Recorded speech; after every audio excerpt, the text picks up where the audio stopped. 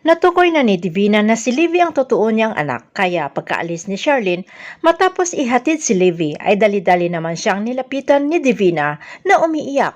Nalubos ang pasalamat ni Divina na si Levi ang una nitong nakita umano na ipinagtataka ng dalaga ang mga galaw ng may-ari ng sports club at ipinaliwanag ni Divina na namatay umano kagabi lang ang pinakamamahal niyang asawa. At dahil malapit rin ang loob ni Levi ay hindi alam na totoo niyang ina ang kaharap ay kinansila ang meeting nito kay Xavier at sinamahan si Divina sa pagluluksa.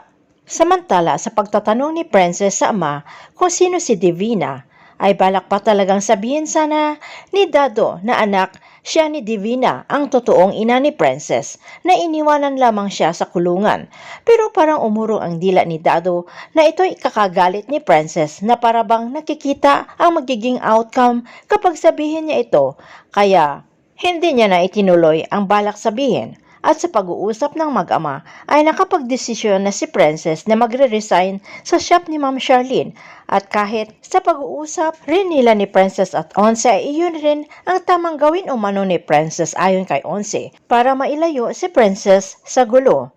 At dumating na nga kinabukasan at sa pagkita nila Princess at Charlene ay nahirapan si Princess magpaalam at kahit si Charlene ay hindi rin masabi na tatanggalin niya na sa work itong si Princess na ang lukso ng dugo ay napakalakas at niyakap nila ang isa't isa kaya ang ending manatili si Princess sa shop ni Charlene. Sa desisyon ni Charlene na iyon ay kailangan niya talagang sabihin ito kay Levi na nagtatrabaho sa shop niya si Princess at hindi siya maunahan ng ibang tao sa pagsabi.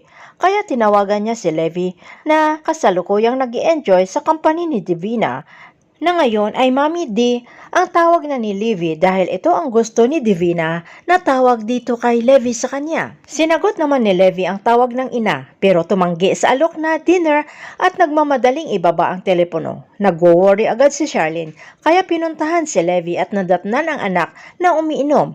Nagalit si Charlene sa pag-iinom ni Levi ng alak at minor de edad pa lamang. Pero ayon kay Levi ay nagsasaya lamang sila ng Mami D niya. Nagtataka si Charlene kung sino si Mami D na tinutukoy ni Levi.